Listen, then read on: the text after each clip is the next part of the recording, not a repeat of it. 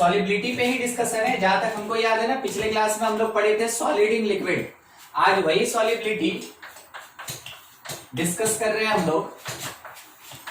Solubility of gas in liquid, gas in liquid, ठीक है। तो कौन किसकी तरह बिहेव करेगा? ये जो गैस है ये यहाँ पे सॉल्यूट की तरह बिहेव करेगा, और ये जो लिक्विड है ये सॉल्वेंट की तरह बिहेव करेगा। तो कौन कौन सा ऐसा फैक्टर होता है जो कि इसके ऊपर इफेक्ट डालेगा?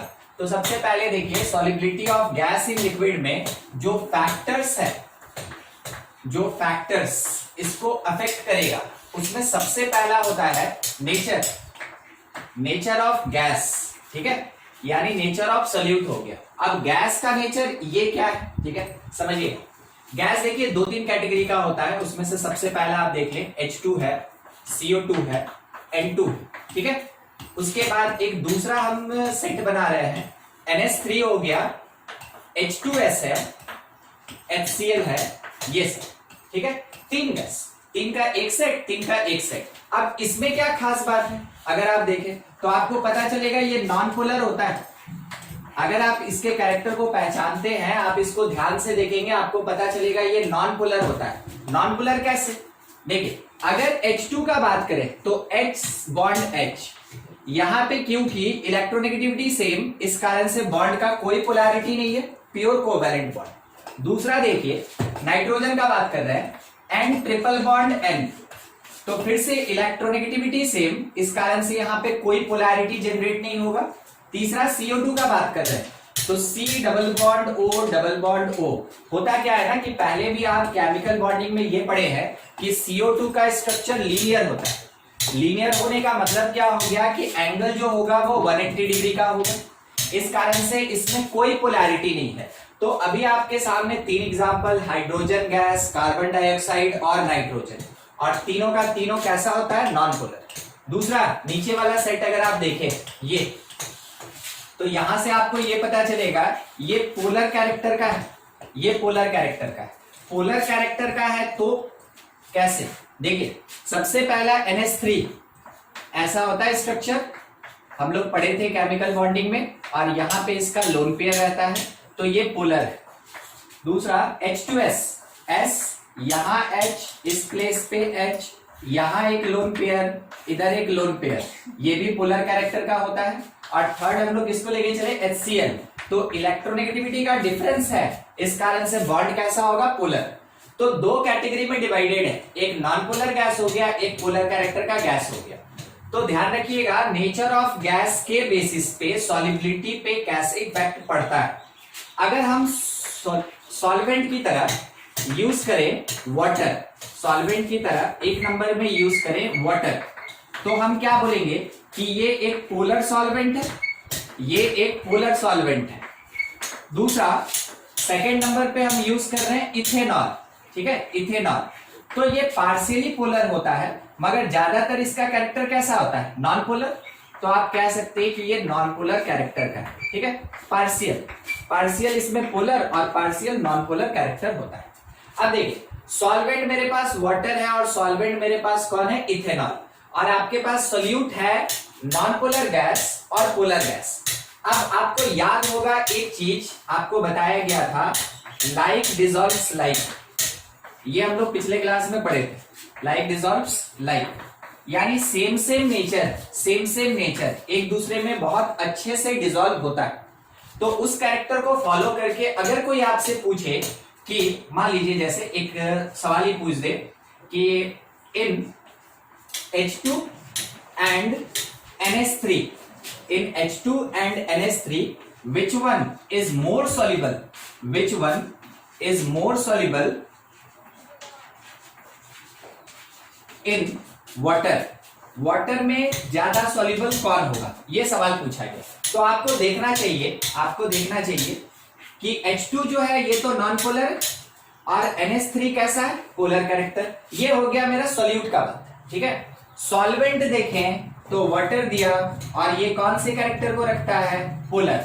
हमको एक बात समझ में आया, जो जैसे नेचर का होगा उसके अंदर वही डिसॉल्व होगा, यानी पोलर जाके पोलर में डिसॉल्व होगा। आपका जो आंसर होगा आप बोलेंगे NH3 इज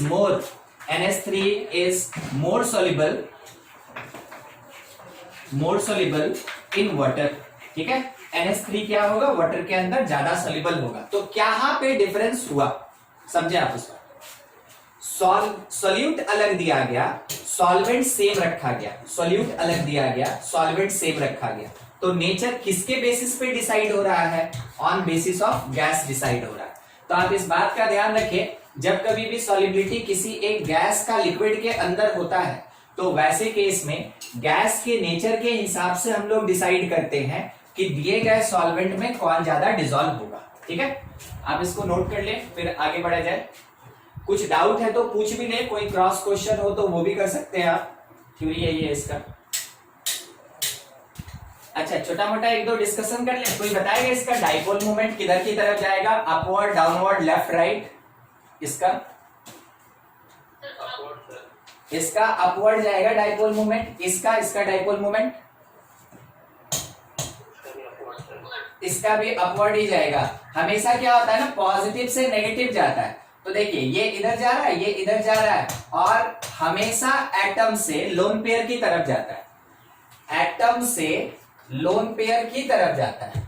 पॉजिटिव से, केमिस्ट्री में पॉजिटिव से नेगेटिव की तरफ जाता है। फिजिक्स का अलग कॉन्सेप्ट है, उसका खैर डिस्कशन ही नहीं करना है, अभी हम लोग बात कर रहे हैं केमिस्ट्री का।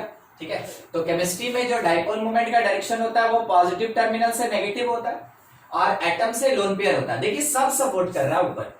इसमें किधर जाएगा, राइट लेफ्ट किधर जाएगा, ये क्लोरीन की तरफ जाएगा, एकदम ठीक, पॉजिटिव से नेगेटिव की तरफ जाएगा। तो देखिए सब में पोलर है, बस ऐसे ही थोड़ा सा एडिशनली डिस्कस कर लिए। इस पे हटा दें, इसको हो गया होगा।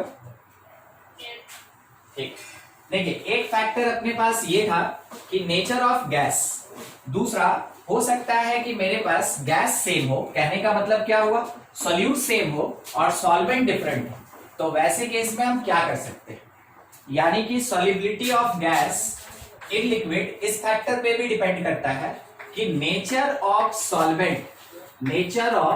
सॉल्वेंट या फिर लिक्विड कैसा है। ठीक है, बिल्कुल वही बात होगा जो अभी हुआ था। ठीक है, तो आप ध्यान रखेंगे कि polar gas dissolves in polar liquid.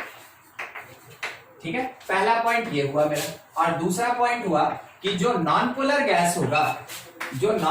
Gas होगा dissolves in non polar liquid. Non polar मतलब कोवेलेंट होता है। ठीक है, देखिए दो स्टेटमेंट हम अलग अलग इसलिए लिख दिए कि अगर कभी आपके पास क्वेश्चन आए तो आप कम से कम उसको समझा सके, बता सके, बना सके। ठीक है, मगर दोनों में एक चीज अगर आप ध्यान दिए ना तो हम एक ही बात लिखे हैं कि लाइक डिसॉल्व्स लाइक। ठीक है, ये चीज हमेशा याद रखिएगा। जब कभी भी डिसॉल्विंग का केस होगा, सॉल्यूशन का केस होगा, कौन सा फैक्टर इफेक्ट करता है, आप बस इस लाइन को याद रखिएगा। तो उससे रिलेटेड आप बहुत सारा सब पार्ट भी बना सकते हैं, उसके नेचर के हिसाब से डिसाइड कर सकते हैं। यानी क्वेश्चन बनवाने वाला आपका यही होगा।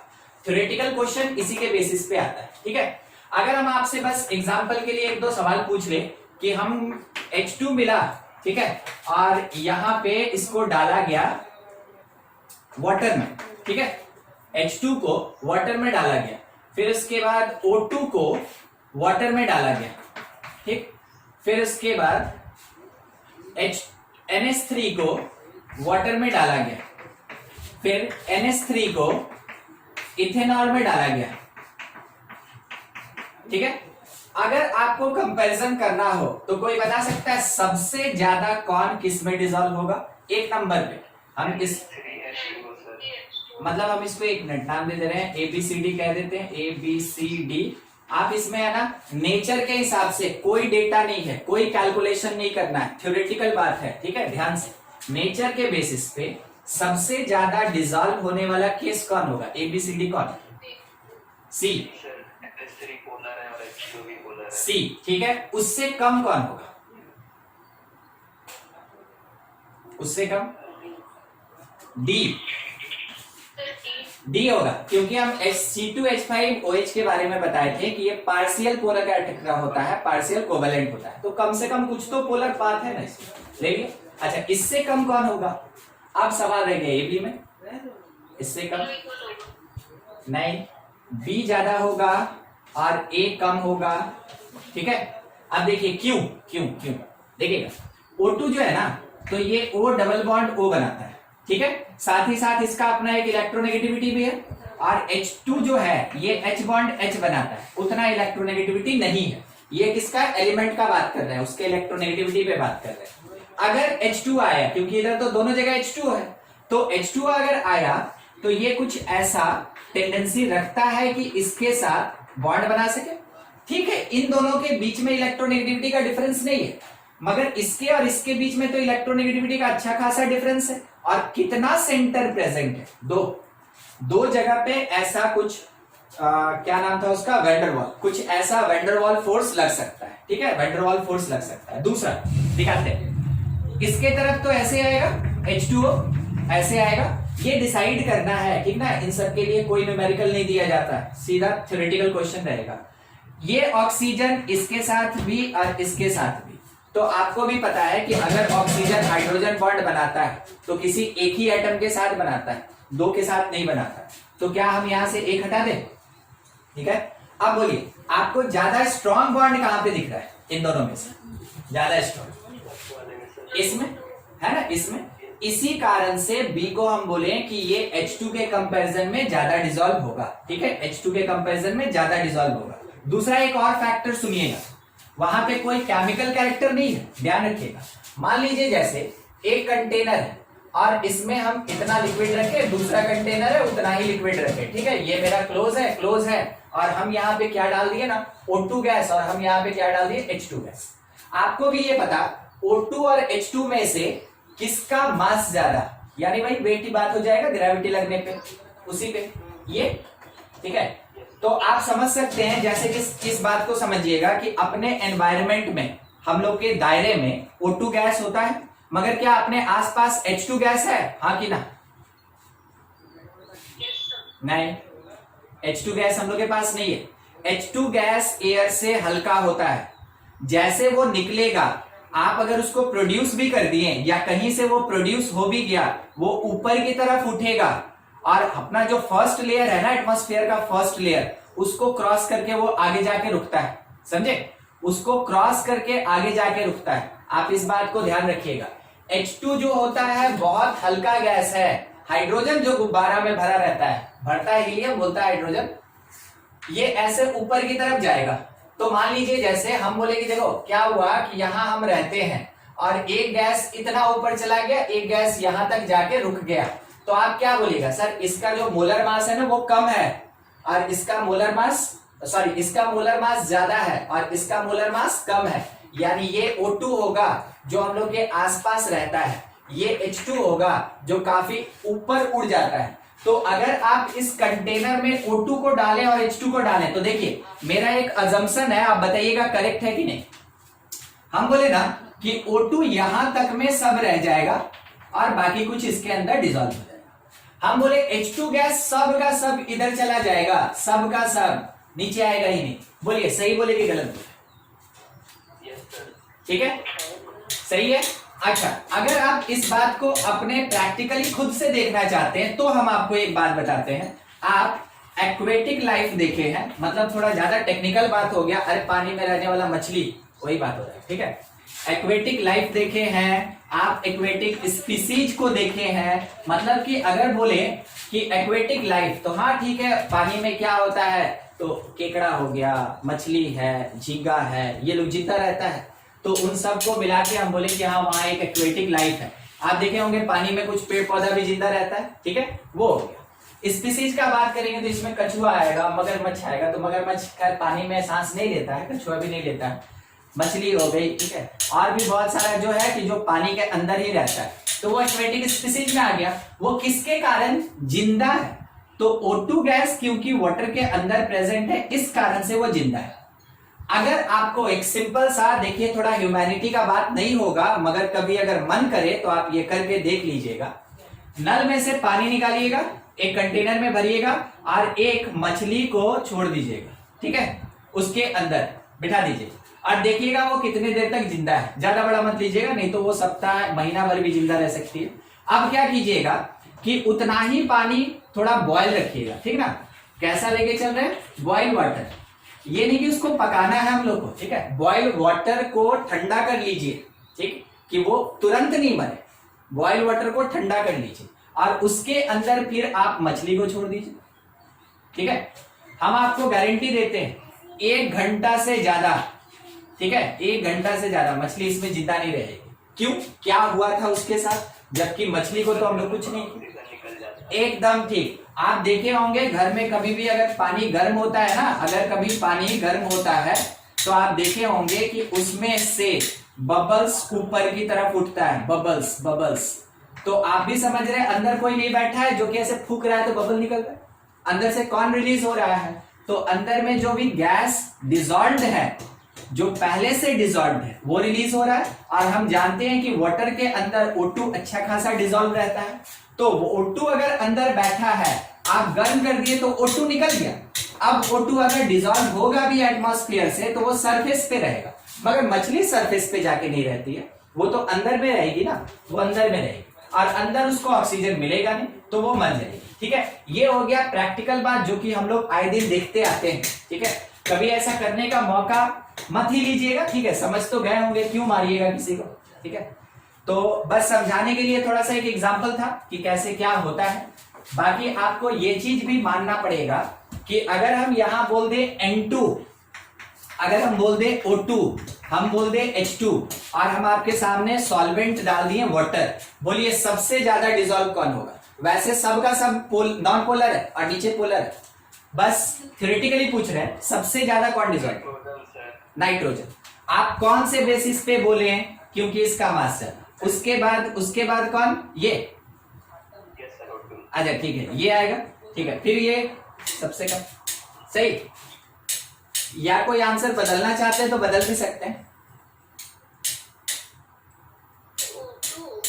O2 सबसे ज्यादा। अच्छा, किसके बेसिस पे आप O2 बोले?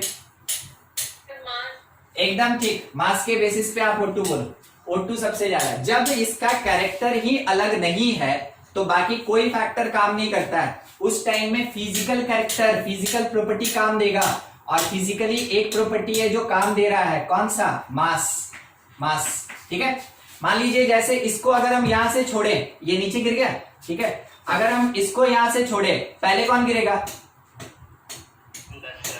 डस्टर, क्योंकि मास ज्यादा है, ठीक है। एग्जैक्टली वही चीज अगर ये दोनों गैस होता और नीचे में लिक्विड होता तो ये गिरता और जो ज्यादा मास का होता वो ज्यादा डिसॉल्व होता है, जो कम मास का होता वो कम डिसॉल्व होता है, ठीक है।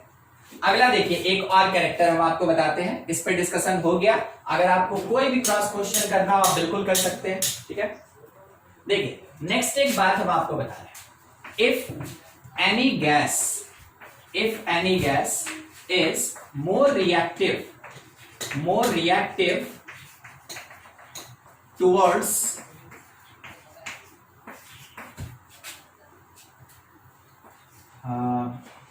liquid solvent, ठीक है, towards liquid solvent। हम इसको ऐसे लिखना चाहते हैं, if any gas is more reactive towards liquid solvent then it is more soluble, अब यहां पे ये हम कौन सा बात कहना चाहते हैं, क्या कहना चाहते हैं, सुनिएगा। देखिए मान लीजिए जैसे, ठीक है, यहां पे पूरा थ्योरेटिकल डिस्क्रिप्शन ही है और थ्योरेटिकल क्वेश्चन ही आता है, ठीक है। उसके लिए एकदम तैयारी। क्या आपको ये 2 चौक दिख रहा है? एक ऐसे दोनों दिख रहा है। अब मान लीजिए जैसे ये इसके ऊपर आया, ठीक है, तो अगर इसके बीच में जगह बनेगा तब जाके ये डिसॉल्व होगा, ठीक है। ये डिसॉल्व हुआ, ये हुआ डिसॉल्व होने का कंडीशन, समझे ना। ये सॉल्वेंट के बीच में जाके सॉल्यूट गैस बैठ गया तो ये हुआ डिसॉल्व हो गया गैस, किसके अंदर? सॉल्वेंट के अंदर, लिक्विड के अंदर, ठीक है। अभी क्या हुआ कि इसका एक मास था जो कि इन दोनों के बीच में जगह बनाया और दूसरा एक और पार्ट है। अब उस चीज को थोड़ा यहां समझा रहे, दिखा नहीं सकेंगे। दूसरा एक और पार्ट है, मान लीजिए जैसे ना कि 3 पार्टिकल है। 3 पार्टिकल किसका है? सॉल्वेंट का। तो आपको यहाँ पे थोड़ा बड़ा बना देते हैं, ऐसे दिखेगा नहीं, ठीक है, जैसे होता नहीं है सॉलिड स्टेट में, एग्जैक्टली वैसे। ये जैसे मेरे पास किसका है, सॉल्वेंट का पार्टिकल है, ठीक है। तो सॉल्वेंट का पार्टिकल अपने बीच में इंटरस्टिशियल स्पेस रखता है जिसको वॉइड कहते हैं। इस जगह पे आके गैस कैप्चर हो गया। तो सोचिए, अगर छोटा गैस होगा तो कैप्चर होगा, और अगर ये फिट नहीं हुआ तो वो बाहर भी निकल सकता है। इसका क्या मीनिंग हुआ सर, देखिएगा, अगर हम ऐसे रखें, देखिए क्या आपको तीनों चौक दिख रहा है सबको, नहीं, हाँ देखिए, अभी मिडिल वाले को ध्यान से देखिए, हम नहीं पकड़े हुए हैं, मगर वो मिडिल वाला बीच में फंसा है ना, वो इसलिए फंसा है क्योंकि ये दोनों मॉलिक्यूल उसको पकड़ के रखा है। मान लीजिए मॉलिक्यूल में बात कर रहे हैं, तो ये हुआ मेरा सॉल्वेंट मॉलिक्यूल जो सॉल्यूट को बीच में पकड़ के रखा है। अगर ये थोड़ा सा अलग अलग हो जाए तो क्या आप ये गारंटी देते हैं कि हम इसको छोड़ेंगे तो ये यही रह जाएगा, गिर जाएगा ना ये वाला। जैसे ये बीच में इतना ज्यादा गैपिंग अगर हो गया और किसी पार्टिकल को बोलिए कि नहीं वो यहां फंस के रह जाएगा, तो हो ही नहीं सकता है। तो कहना क्या चाहते हैं वो सुनिए, इतना बड़ा है मेरा इंटरस्टिशियल स्पेस जिसको हम वॉइड बोल रहे हैं, उसमें अगर हम एक छोटा सा पार्टिकल रख दें तो क्या आपको ये नहीं लगता है कि ये आराम से बाहर निकल सकता है, थोड़ा सा डिस्टरबेंस वो बाहर निकल सकता है, ठीक है। अब मान लीजिए अगर इतना बड़ा हम रख दिए तो वो तो टाइटली पैक हो गया, तो वैसे केस में क्या होगा, ये आराम से बाहर नहीं निकल सकता है। यही सब फैक्टर है जो कि आपको अगर फिगर बना के दिया गया तो आप आंसर करेंगे कि ये ज्यादा डिसॉल्व होगा, ये कम डिसॉल्व होगा। काफी छोटा होगा तो भी ये बाहर एस्केप कर सकता है, और अगर बहुत बड़ा होगा तो देखिए ये सेट ही नहीं होगा, तो एप्रोप्रिएट साइज का अगर होगा तो वो ज्यादा डिसॉल्व होगा। तो ध्यान रखिएगा, आपसे ऐसे फिगर बना के भी क्वेश्चन पूछा जा सकता है, तो आपको ये बात याद रखना होगा। अब हर एक चीज हर एक के लिए हम कुछ लिखा नहीं सकते, हर बात नहीं लिखाया जा सकता है, आपको कुछ कुछ समझाया जा सकता है, उसको थोड़ा सा ध्यान में रखिएगा, ठीक है। बस हम क्या लिखेंगे कि molecule of appropriate size can be captured into interstitial space in huge amount, यही लिख सकते हैं हम। मगर सोचिए उसमें हो सकता है एक दो वर्ड आपको परेशान कर दे, तो हम क्या कहना चाहते हैं उसके लिए हम आपको डिस्क्रिप्शन दे दिए, बस याद रखिए, ठीक है। वही चीज है यहाँ पे जो डिसॉल्विंग को थोड़ा अफेक्ट करेगा। नेक्स्ट एक और बात कर ले इसी से रिलेटेड, ठीक है। देखिए अभी जैसे हम क्या बोले कि अगर मेरे पास ऐसे सरफेस में पार्टिकल्स है और इसके ऊपर आके सॉल्यूट जो गैस था वो बैठा तो इंटरस्टिशियल स्पेस में कैप्चर हुआ। अब दूसरा पार्ट देखिए, ये मेरे पास सॉल्वेंट है, ठीक है, सॉल्वेंट का पार्टिकल, सॉलिड नहीं है, ध्यान रखिएगा, हम लोग लिक्विड पे बात कर रहे हैं, बस पार्टिकल दिखाने के लिए राउंड दिखा रहे हैं। अगर इसके ऊपर कोई एक सॉल्यूट पार्टिकल आया, ठीक है, तो सॉल्यूट का खुद का इफेक्ट होगा। अब दूसरा एक एडिटिव फैक्टर देखिए, हम यहां क्या लिखे, एनी गैस मोर रिएक्टिव, ठीक है, टुवर्ड्स लिक्विड से वो गैस ज्यादा रिएक्शन अगर करता है, तो मान लीजिए ये गैस रिएक्शन कर रहा है, तो देखिए दो एडिशनल फैक्टर हो गया। एक तो ये जो सॉल्यूट पार्टिकल है ये यहां पे आके बैठेगा, ठीक है, अपने मास के कारण, और दूसरा इन दोनों में रिएक्शन अगर होना है तो एक दूसरे को ये खींचेगा, अगर खींच रहा है तो ज्यादा तेजी से नीचे आएगा और इस कारण से ज्यादा डिसॉल्व होगा, ठीक है। तो क्या कोई ऐसा भी गैस है जो कि लिक्विड के साथ रिएक्शन करता है? देखिए CO2 को H2O में डाल के देखिए, ठीक है, आप सोडा वाटर पिए हैं, जो कोको कोला होता है, फैंटा होता है, पेप्सी होता है, वो सब उसमें CO2 ही वाटर के अंदर रहता है। ये थोड़े समय के लिए H2CO3 बनाता है और कार्बनिक एसिड है वो। तो क्या हुआ कि जो गैस था वो इस लिक्विड के साथ रिएक्शन करके और एक कंपाउंड बनाया। जब कभी भी reactive solute, gaseous reactive solute liquid solvent में डाला जाता है, वैसे केस में ज्यादा से ज्यादा डिसॉल्विंग होता है, यानी मोर डिसोल्यूशन, ज्यादा से ज्यादा डिसॉल्व होगा। तो कौन कौन सा फैक्टर काम किया? एक तो polar polar, non polar non polar, यानी लाइक डिसॉल्व्स लाइक। दूसरा फैक्टर क्या है? उसका मास, ठीक है, दूसरा फैक्टर है उसका मास। तीसरा फैक्टर क्या है? Interstitial space. और चौथा फैक्टर क्या है? रिएक्टिविटी। अगर रिएक्शन करता है तो ज्यादा डिसॉल्व हमेशा होगा, अगर रिएक्शन नहीं करता है वो कम डिसॉल्व होगा, ठीक है। अच्छा बताइए, NH3 वाटर के साथ रिएक्शन करता है कि नहीं? करता है ना। और ये कुछ हद तक क्या बनाएगा, NH4OH बनाता है, NH4OH। तो CO2 हो गया, NH3 हो गया, ये सब ज्यादा डिसॉल्व होगा। किसके कारण? एक तो पोलर कैरेक्टर का है, एक पोलर कैरेक्टर का है, ठीक है, एक नॉन पोलर है। अब इन दोनों में से सोच के बताइए, अगर CO2 और H2O, NH3 और H2O, ज्यादा डिसॉल्व कौन होगा? NH3। कारण है कि यहाँ सपोर्टिव फैक्टर बहुत सारा है। क्या क्या फैक्टर है? एक तो वो पोलर कैरेक्टर है, दूसरा वो रिएक्शन कर रहा है। CO2 के साथ एक अपोज करने वाला बात कौन है कि ये नॉन पोलर है मगर ये रिएक्ट कर रहा है, तो उसमें दो सपोर्टिव फैक्टर, इसमें एक सपोर्टिव फैक्टर। इस कारण से आप कह सकते हैं कि इसका मैक्सिमम डिसोल्यूशन होगा, ठीक है। तो फैक्टर्स समझिएगा कि कैसे काम करता है।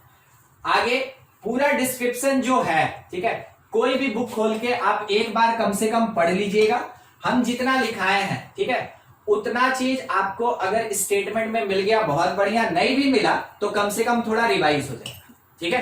तो आप बुक में से जरूर इस पार्ट को पढ़ लें एक बार, क्योंकि ये बहुत ज्यादा थ्योरेटिकल है। हम आपके सामने 4 फैक्टर का बात किए, चारों आपको याद होना चाहिए। चलिए इसको नोट कर ले आप, और कुछ पूछना है तो पूछ भी लीजिए। इसमें effect of temperature, effect of temperature किस चीज पे? On solubility, on solubility of gas into liquid, of gas into liquid, ठीक है। इस चीज पे हम लोग डिस्कशन कर रहे हैं। तो टेम्परेचर बढ़ाने पे, ठीक है, जनरल तौर पे एक ही काम होता है, हमेशा ध्यान रखिएगा, विथ इंक्रीज इन टेम्परेचर, हमेशा with increase in temperature solubility of gas in liquid decreases, ये डिक्रीज ही करता है, ठीक है। अगर आप टेम्परेचर को इंक्रीज करते हैं तो ध्यान रखिएगा जो सॉलिबिलिटी होगा, क्योंकि कंसंट्रेशन टर्म है तो C से दिखा सकते हैं, वो क्या होगा? डिक्रीज करेगा, वो डिक्रीज करेगा, ठीक है। क्योंकि जब भी गैस अगर लिक्विड में डिसॉल्व होगा तो ये पूरा का पूरा जो प्रोसेस होता है ना, ये पूरा का पूरा जो प्रोसेस होगा वो एक्सोथर्मिक होता है, वो एक्सोथर्मिक होता है, ठीक है। ये पूरा प्रोसेस एक्सोथर्मिक होता है। एक्सोथर्मिक कहने का मतलब क्या हो गया? आप गैस को लिक्विड में डालें, यहां सॉल्यूशन बना और साथ ही साथ क्या हुआ? कुछ हीट रिलीज कर दिया, ठीक है। तो अगर बाय द वे आप टेम्परेचर को इंक्रीज करते हैं तो राइट हैंड साइड का इफेक्ट बढ़ेगा, और अगर इफेक्ट बढ़ेगा विथ इंक्रीज इन टेम्परेचर, आप ये कह सकते हैं ये जो रिएक्शन होगा ये किधर की तरफ मूव करेगा?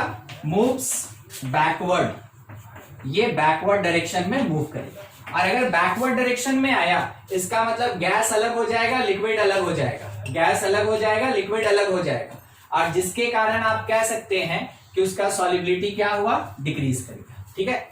अच्छा, अब इसके लिए एक फॉर्मूला भी एग्जिस्ट करता है कि टेम्परेचर के चेंज के साथ क्या इफेक्ट पड़ता है, वो लिख दे रहे हैं हम। देखिए वो क्या है? log C2/C1 that is equals to del H by 2.303 R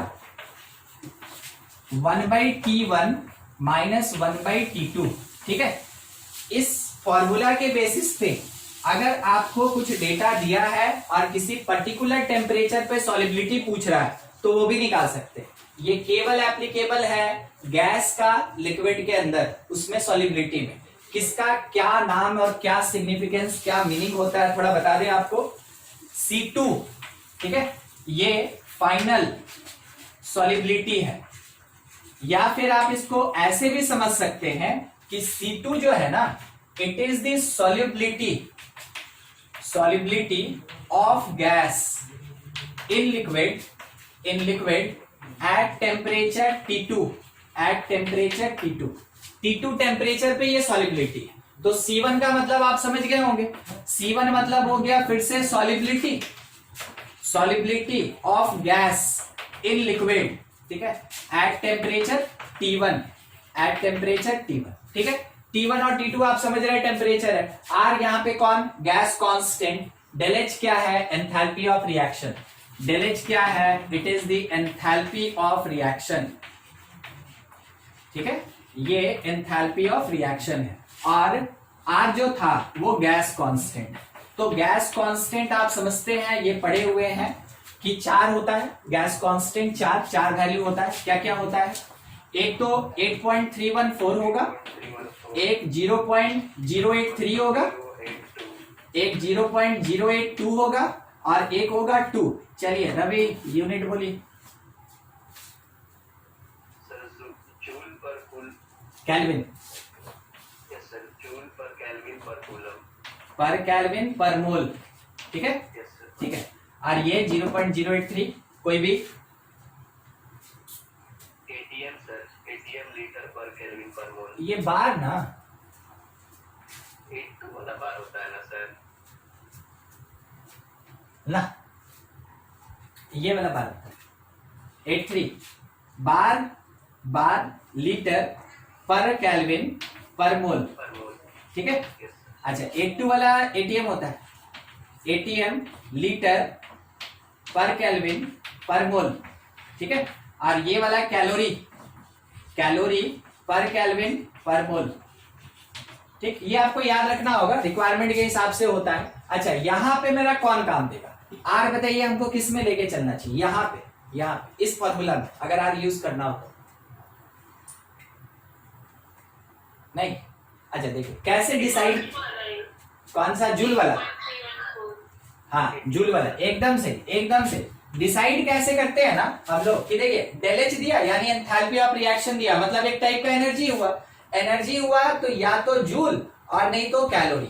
जिस डेटा में आप डेल एच लेके चलेंगे, जिस यूनिट में आप डेल एच लेके चलेंगे, आप उसी यूनिट में इसका यूज करेंगे, ठीक है। इसके बेसिस पे क्वेश्चन बहुत कम रहने का चांस होता है, मगर आ गया, ठीक है, तो आप कम से कम इससे बना सकते हैं, ठीक है, वैसे ज्यादा ये पूछा नहीं जाता। नोट कर लें, ये खत्म हुआ, अब आगे थोड़ा प्रेशर का इफेक्ट डालें और देखें, क्योंकि सबसे ज्यादा उसी में डिस्कशन होता है और वही इंपॉर्टेंट पार्ट है, मतलब वो अलग सेगमेंट में लेके चला जाएगा सॉल्यूशन। नोट कर लीजिए जल्दी। जब आप उसको ओपन करते हैं तो एक आवाज निकलता है, और आवाज निकलता है मीनिंग आप उसका समझ रहे हैं कि वहां पर क्या निकल रहा है, गैस निकलता है।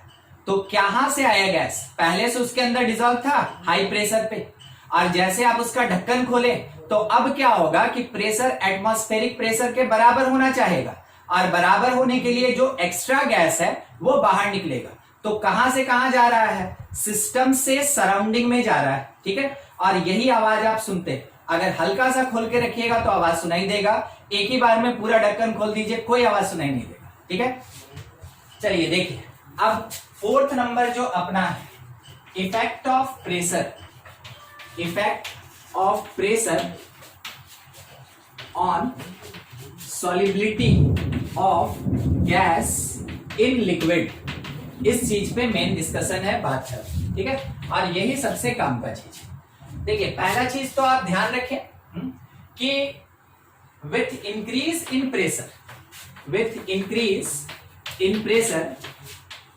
प्रेशर सॉलिबिलिटी, ये जो अभी हम लोग बात कर रहे हैं गैस का लिक्विड के अंदर, सॉलिबिलिटी हमेशा इंक्रीज ही करता है, ठीक है, सॉलिबिलिटी हमेशा इंक्रीज ही करता है। तो प्रेशर इंक्रीज कीजिएगा तो सॉलिबिलिटी इंक्रीज करेगा, किसका सॉलिबिलिटी, गैस का, किसके अंदर, लिक्विड के अंदर। मान लीजिए जैसे आपके पास यहाँ पे एक कंटेनर है जिसके अंदर यहाँ पे लिक्विड है, ठीक है, लिक्विड, मान लीजिए लिक्विड में क्या, वाटर ही, हाँ, और यहाँ पे भी एक उतना ही बड़ा कंटेनर है, सेम क्वांटिटी, कहीं पे क्वांटिटी में कोई कमी नहीं, ठीक है, एकदम सेम आइडेंटिकल, और ये है भी H2O, ठीक।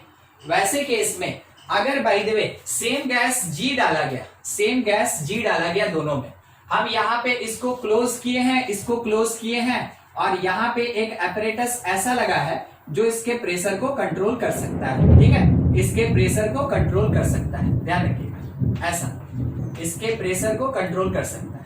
अब अगर कोई बोला कि देखो फर्स्ट कंटेनर और सेकंड कंटेनर में से ये ज्यादा कंसंट्रेटेड है, one is more concentrated than two, then 2, ठीक है, ये बोला गया।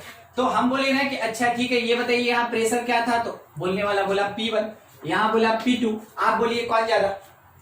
चलिए ठीक है, कोई बात नहीं, ये चीज है। अब इसमें क्या डायरेक्ट रिलेशन होता है, क्या डायरेक्टली ये डिपेंड करता है, उस चीज को बताने के लिए आए हेनरी, ठीक है। तो अब इसमें मेन डिस्कशन होगा हेनरीज लॉ का। हेनरीज लॉ, तो हेनरी लॉ किसके लिए एप्लीकेबल, जब कभी भी कोई गैस डिसॉल्व होता है लिक्विड के अंदर तो प्रेशर का क्या इफेक्ट होता है। देखिए किस किस बात पे डिस्कशन कर रहे हैं, gas solute, liquid solvent, pressure का क्या इफेक्ट होगा वो बताने आया हेनरी लॉ, ठीक है। तो ध्यान से हेनरी लॉ जो स्टेटमेंट दिए थे, हेनरी का जो स्टेटमेंट था जिसको हेनरीज लॉ बोले, इसमें फर्स्ट लॉ ये था ना कि मास, ठीक है, that is directly proportional to the pressure, ठीक है। ये mass directly proportional to the pressure, meaning क्या हुआ, मीनिंग ये हुआ कि प्रेशर बढ़ाएंगे तो मास बढ़ेगा, ठीक है, प्रेशर बढ़ाएंगे तो मास बढ़ेगा। अब सोच के बताइए किसका प्रेशर किसका मास, क्योंकि लाइन इतना सा ही है, अगर हम वो लिख दिए तो आप उस पर डिस्कशन भी नहीं कर पाइएगा, इसलिए हम लिखे मास प्रोपोर्शनल टू प्रेशर। किसका मास किसका प्रेशर, सोच के बोलिए। Mass of gas, mass of gas, कौन सा गैस, सॉल्यूट, सॉल्यूट, हाँ सॉल्यूट, मास ऑफ सॉल्यूट। और प्रेशर कौन सा, सॉल्यूशन का, दो प्रेशर हम आपको बता रहे हैं। एक प्रेशर होगा सॉल्वेंट अंदर से लगाएगा, मतलब सॉल्वेंट का लिक्विड जब गैस में कन्वर्ट हुआ, वेपर में कन्वर्ट हुआ तब का बात, और एक हुआ बाहर से प्रेशर डालें। कौन से प्रेशर का बात कर रहे हैं, कौन सा, एक्सटर्नल प्रेशर, यहाँ पे कौन, एक्सटर्नल प्रेशर, ठीक है।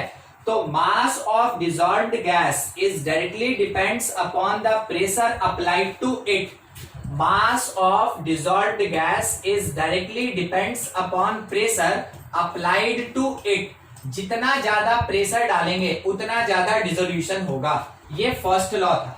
यानी कि प्रोपोर्शनैलिटी कांस्टेंट के साथ हम इसको K इंटू पी लिख सकते हैं, ये K यहाँ पे प्रोपोर्शनैलिटी कांस्टेंट है। अब किसका क्या मीनिंग समझते चलिएगा, बस इतना ही है, ठीक है। फर्स्ट लॉ यहाँ पे M that is equals to the mass, not solubility, solubility concentration term होता है, हम सिंपल किसका बात कर रहे हैं, मास का। M that is equals to the mass of dissolved gas. अच्छा यहाँ पे P क्या है, it is the partial pressure, partial pressure, या फिर आप इसको कह सकते हैं एक्सटर्नल प्रेशर, ठीक है, एक्सटर्नल प्रेशर, ये एक्सटर्नल प्रेशर है, ठीक है। अच्छा K कौन है, तो K सिंपल यहाँ पे प्रोपोर्शनैलिटी कांस्टेंट है, ठीक है, ये सिंपल प्रोपोर्शनैलिटी कांस्टेंट है, इसको हेनरी कांस्टेंट नहीं कहते, ठीक है, ये यहाँ पे प्रोपोर्शनैलिटी कांस्टेंट है। तो इसमें से क्या होगा ना कि दो चीज का वैल्यू देगा और तीसरा पूछा जाएगा। अब बहुत सिंपल तरीके से, क्योंकि हमको ये पता कि m जो है वो kp के बराबर, तो हम ये लिख सकते हैं कि m बाई पी जो होगा that is equals to k के बराबर, m by P that is equals to k। तो आप बता सकते हैं unit of this proportionality constant, unit of this constant क्या होगा, kg पर atm, ग्राम, ग्राम, ग्राम लेके चलते हैं ना, ठीक है, हाँ ये सर ग्राम पर एटीएम या ग्राम पर बार, वो डिपेंड कर रहा है कि आपके पास प्रेशर का कौन सा यूनिट दिया हुआ है, ठीक है, आप उसी के अकॉर्डिंग चलिए।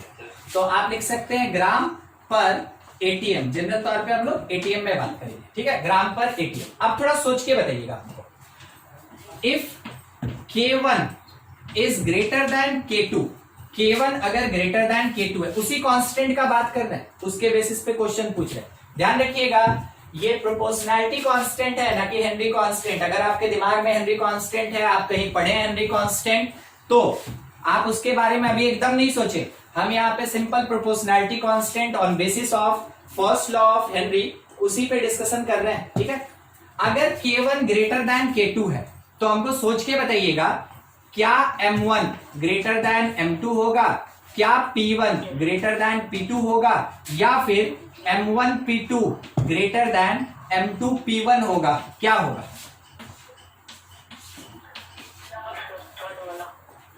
थर्ड वाला।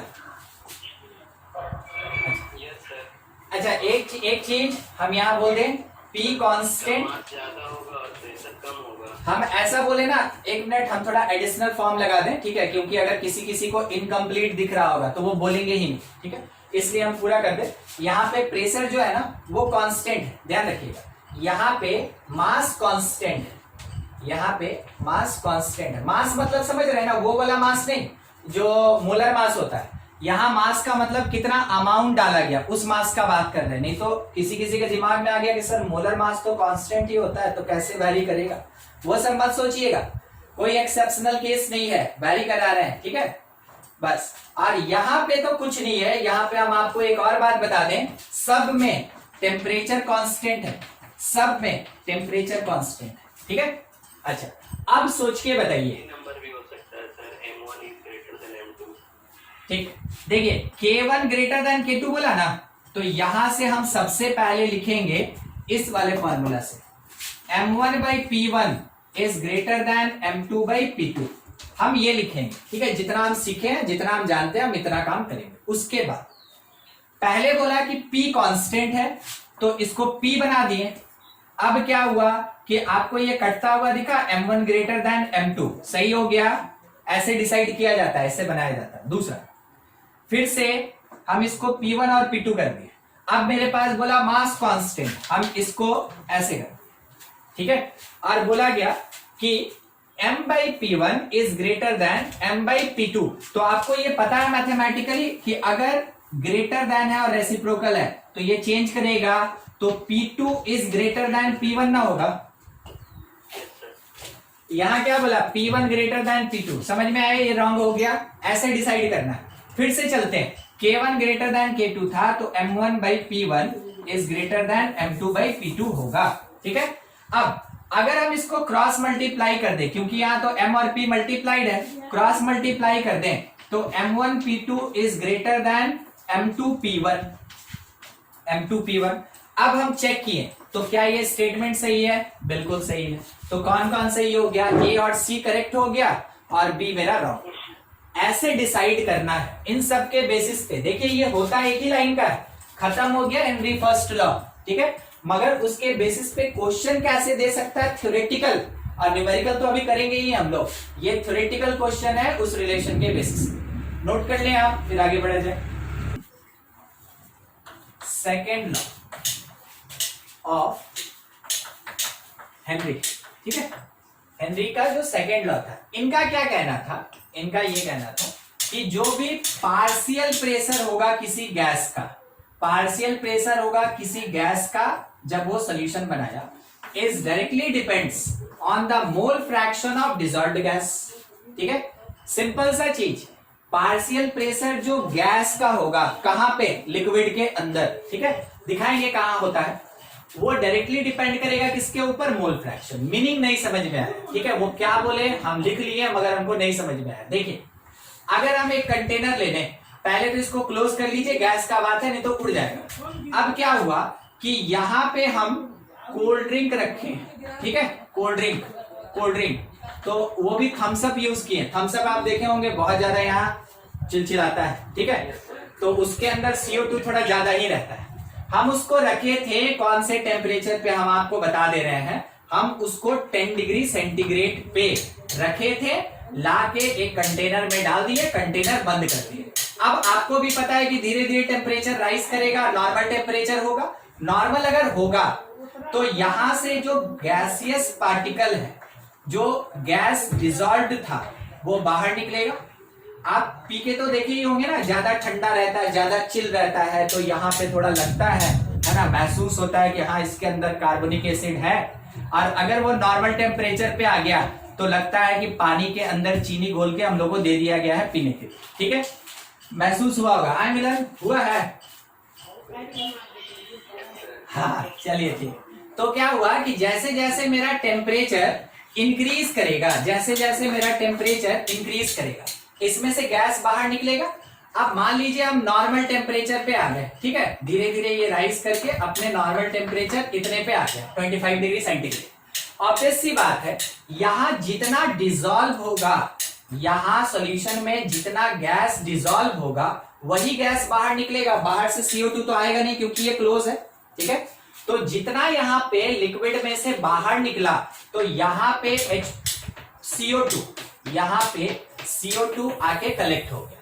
तो अगर हम बोलेंगे कि यहां से निकला जो कि 0.05 ATM का प्रेशर लगा सकता है, मान लीजिए, ठीक है, 0.05 ATM का प्रेशर लगा सकता है, इतना ही गैस निकला।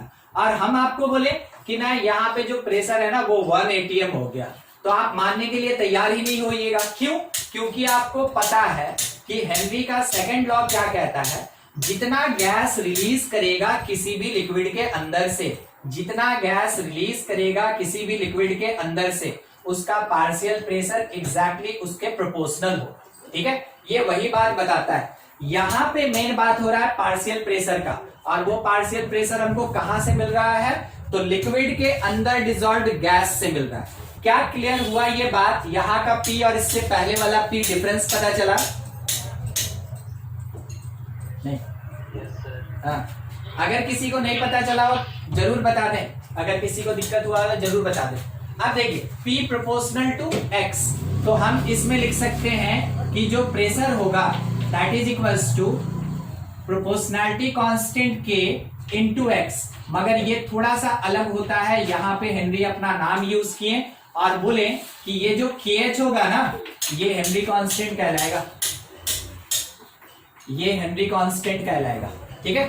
तो यहां जब भी सफिक्स में H लिखा रहे या आपको बताया हुआ रहे कि K जो है वो हेनरी कांस्टेंट को रिप्रेजेंट कर रहा है, तो हेनरी कांस्टेंट आने का मतलब है ये फॉर्मूला, और सिंपल प्रोपोर्शनैलिटी कांस्टेंट का बात है, मतलब वो M is equals to KP use कर रहे हैं, ठीक है। ऐसे ही डिसाइड कीजिएगा क्योंकि दोनों एक ही टॉपिक का लॉ है, gas in liquid, effect of pressure, इसी टॉपिक का ये दोनों इक्वेशन है। तो कंफ्यूजन बनता है कि कौन से क्वेश्चन में किसको यूज करें।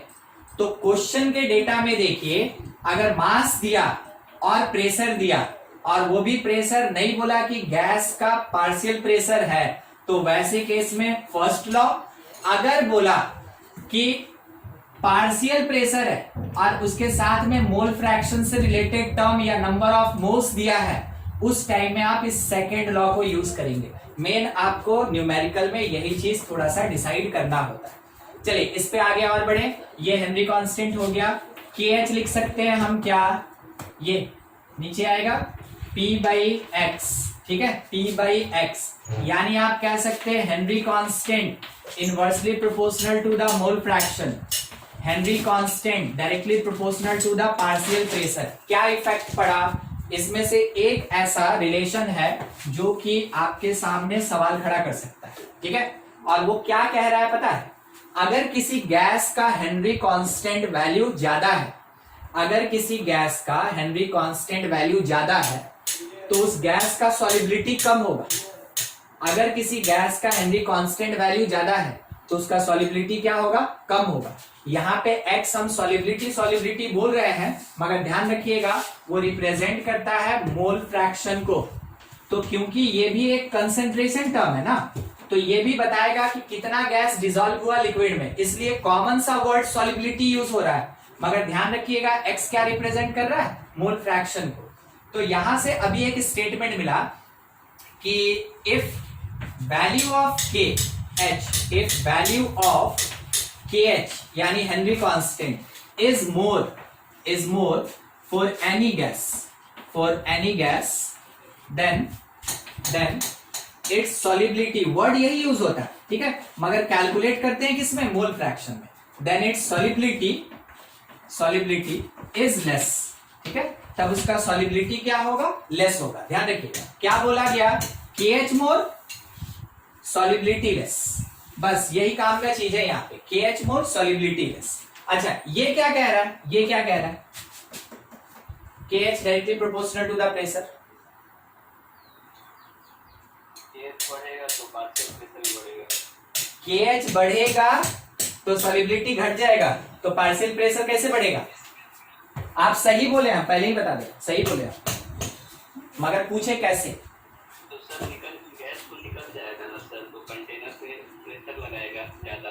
एकदम ठीक, निकलेगा सर। एकदम सही, बहुत बढ़िया। ठीक है, देखिए क्या हो क्या रहा है। देखिए गैस अगर लिक्विड में होगा, गैस अगर लिक्विड में होगा, सॉलिबिलिटी ज्यादा होगा।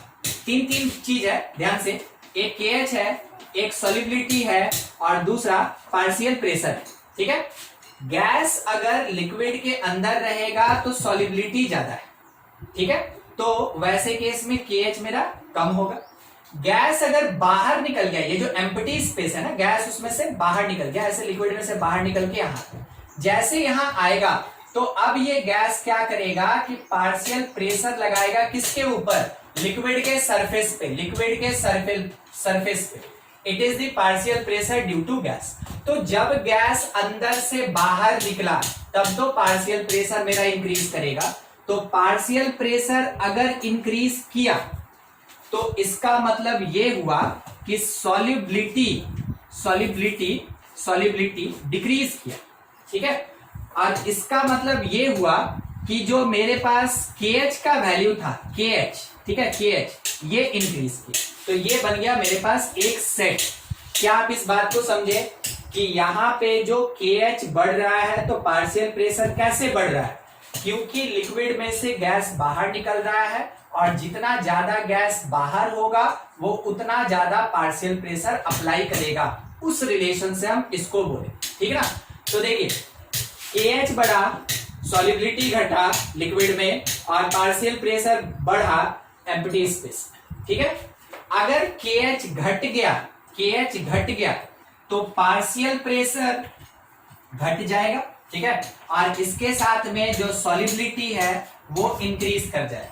तो ये लिक्विड का बात हुआ, ये बाहर एम्प्टी स्पेस का बात हुआ, जो डिपेंड कर रहा है KH के ऊपर। ठीक है, ये था डिस्कशन किसके लिए, सेकेंड लॉ। अच्छा, अगर हम इसका ग्राफ बनाना चाहें तो आप बहुत स्ट्रेट देख रहे हैं, ये एक लीनियर रिलेशन है। लीनियर रिलेशन किसके किसके बीच में, between P and X, mole fraction और पार्शियल प्रेशर में लीनियर रिलेशन। लीनियर है तो स्ट्रेट लाइन बनेगा। ठीक है, P डिपेंडेंट की इंडिपेंडेंट, प्रेशर डिपेंडेंट की इंडिपेंडेंट। इसको देखिए, इसको यहां से पता चले, ये डिपेंडेंट, और डिपेंडेंट हमेशा किधर रहता है, Y पे। मोल फ्रैक्शन कैसा, इंडिपेंडेंट, और किधर रहता है, X एक्सिस पे। ठीक है, ये मोल फ्रैक्शन है। हाँ, अब ग्राफ कैसे बनेगा, तो ग्राफ मेरा बनेगा ऐसे। ठीक है, सिंपल सा एक स्ट्रेट लाइन। क्या स्लोप होगा, इसका स्लोप KH के बराबर होगा, इसका स्लोप KH यानी हेनरी कांस्टेंट के बराबर होगा। आपको स्ट्रेट लाइन में ये पढ़ाया गया है कि जो स्लोप होता है that is equals to y by x। तो y by x, y axis by x axis, ये स्लोप देगा। तो स्लोप आया मेरे पास KH के बराबर। अब देखिए, मान लीजिए जैसे ये T1 पे, ठीक है, तो अगर हम एक ऐसा ही ग्राफ इधर बना दें, ठीक है, एक ऐसा ही ग्राफ इधर बना दें ऊपर, और हम आपको क्या बोले ना कि ये T2 है, चलिए यहां से T1 है, ये T2 है, और ये T3। ठीक है, तो बताइए तो टेम्परेचर का क्या रिलेशन होगा, T1 T2 T3। T3 ज्यादा होगा, T2 से कम और T1 से। ठीक, हम लोग ये देखे थे कि अगर हम लोग टेम्परेचर इंक्रीज करते हैं, अगर टेम्परेचर इंक्रीज करते हैं तो जो सॉलिबिलिटी होता है वो क्या होता है, डिक्रीज करता है। अगर सॉलिबिलिटी डिक्रीज करेगा मतलब ध्यान से देखिएगा, मेरा डिनोमिनेटर डिक्रीज किया, अगर x डिक्रीज किया तो मेरा डिनोमिनेटर डिक्रीज किया, तो KH का वैल्यू क्या होगा, इंक्रीज करेगा। KH क्या होगा, इंक्रीज करेगा। ठीक है, तो देखिए अगर टेम्परेचर को इंक्रीज करते हैं तो x डिक्रीज करता है, और KH क्या होता है मेरा, इंक्रीज करता है। KH इंक्रीज करने का मतलब क्या हो गया, ध्यान से, ये मेरा x है और ये ऐसे उठ रहा है, तो आपको पता चल रहा है एंगल बढ़ रहा है। फिर से एक बार, ये 0 है, ऐसे उठ रहा है तो एंगल बढ़ रहा है। एंगल बढ़ा इसका मतलब tan थीटा बढ़ा, और tan थीटा बढ़ा मतलब स्लोप बढ़ा। ठीक है, tan थीटा बढ़ा मतलब स्लोप बढ़ गया, और स्लोप बढ़ा मीन्स कौन बढ़ रहा है, KH बढ़ रहा है। तो जैसे जैसे आप टेम्परेचर इंक्रीज कीजिएगा KH इंक्रीज करता जाएगा, या उल्टा बात, अगर आप KH इंक्रीज कर रहे हैं इसका मतलब टेम्परेचर आपका इंक्रीज कर रहा है। तो यहाँ पे ये था मेरे पास θ1, ये था मेरे पास θ2, ध्यान रखिएगा सब x से मेजर है, और ये हो गया मेरा θ3। तो हमको ये पता कि जो θ3 होगा is greater than θ2 is greater than θ1। इसका मतलब जो tan θ3 होगा is greater than tan θ2 is greater than tan θ1। Meaning ये हुआ कि जो KH है, KH एट टेम्परेचर 3, KH है at temperature T3 is more than KH at temperature T2 is more than KH at temperature T1। और इसका एक relation मिला कि T1 सबसे कम, T3 सबसे ज्यादा, ये रिलेशन। देखिए सबको रिलेट कर लिए हम लोग, टेम्परेचर को ले लिए, मोल फ्रैक्शन ले लिए, पार्शियल प्रेशर ले लिए, हेनरी कांस्टेंट ले लिए, सबको रिलेट करके ग्राफ बना दिया गया।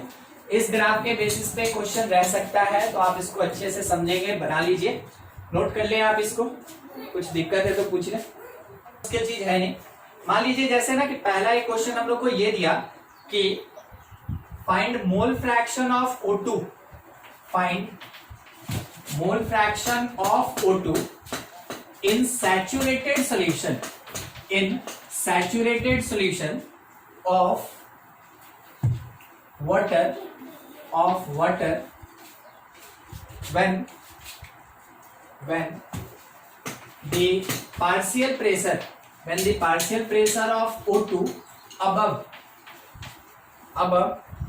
the water, simple partial pressure of O2 is 0.21 atm। Question थोड़ा ज्यादा स्टेटमेंट कंटेन किया, हम थोड़ा शॉर्ट करके लिख रहे हैं। गिवन है अपने पास, ठीक है, ये गिवन है हेनरी लॉ कांस्टेंट, KH का वैल्यू हम लोग को क्वेश्चन में दिया है, सीधा लिखा है हेनरी लॉ कांस्टेंट, ठीक है, 10⁵ पर ATM, ये लिखा हुआ है। अच्छा अब हम लोग को क्या करना है, तो मोल फ्रैक्शन निकालना है। KH दिया तो बहुत स्ट्रेट हो गया ना आपके पास कि फॉर्मूला कौन सा यूज होगा, KHX, ये सेकंड लॉ है ना, सेकंड लॉ यूज होगा। आपको डेटा देख के बस यही समझना है, बाकी सिंपल सा कैलकुलेशन, 3 टर्म तो है, फर्स्ट वाले में भी 3 ही टर्म होता है, सेकंड वाले में भी 3 ही टर्म होता है, तो 2 दिया रहेगा, एक निकालना रहेगा, हमेशा क्वेश्चन यही रहेगा। सेकंड लॉ लगाएंगे, जो डेटा दिया है उसको पुट करेंगे, x निकालना है किसका, O2 का, तो that is the pressure by Henry law constant. Pressure question में कितना दिया, 0.21, और डिवीजन में हेनरी कांस्टेंट कितना दिया, 2.3 10⁵, ठीक है। आप इसको सॉल्व कर लेंगे, मोल फ्रैक्शन निकल गया। नेक्स्ट एक क्वेश्चन देखें, देखिए नेक्स्ट एक क्वेश्चन हम लोग के पास ये है, N2 gas is bubbled through water, how many millimoles of N2 gas was dissolved? Number of millimoles of N2, number of millimoles of N2 in 1 liter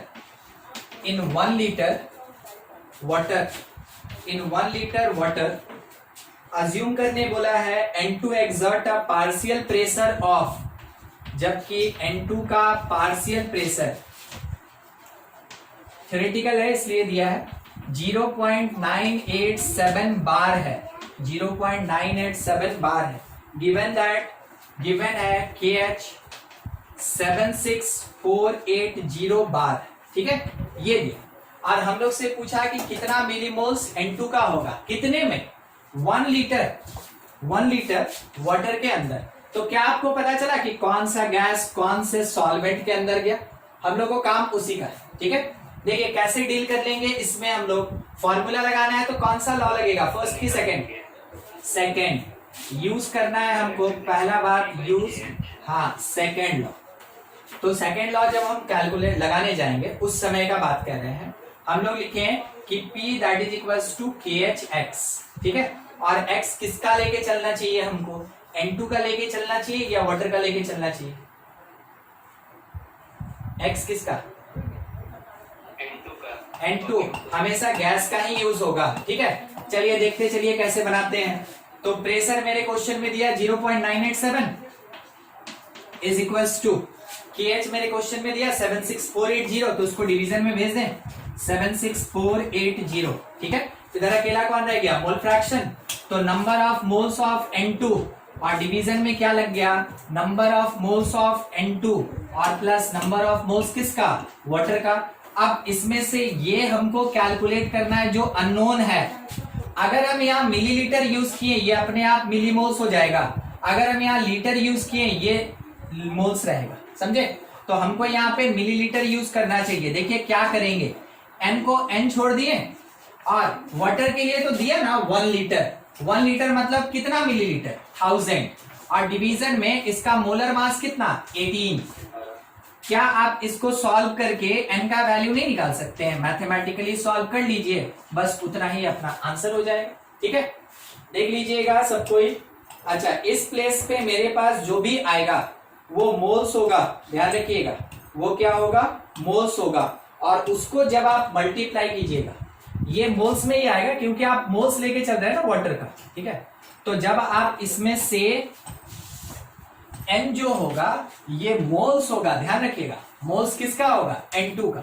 और अगर आपको मिलीमोल्स निकालना है, मिलीमोल्स, तो आपको क्या करना होगा, n को मल्टीप्लाई करना होगा 10 का पावर 3 से। 10 to the power 3 से मल्टीप्लाई। हाँ ठीक है, तब मिलीमोल्स आएगा, नोट कर लीजिए। ठीक है, इससे ज्यादा क्वेश्चन नहीं रहता है, मगर न्यूमेरिकल में रहेगा तो ऐसा ही कुछ रहेगा कि इन तीनों में से कोई भी 2 दिया रहेगा और तीसरा कैलकुलेट करने बोलेगा, क्वेश्चन ऐसा ही रहता है। ठीक है।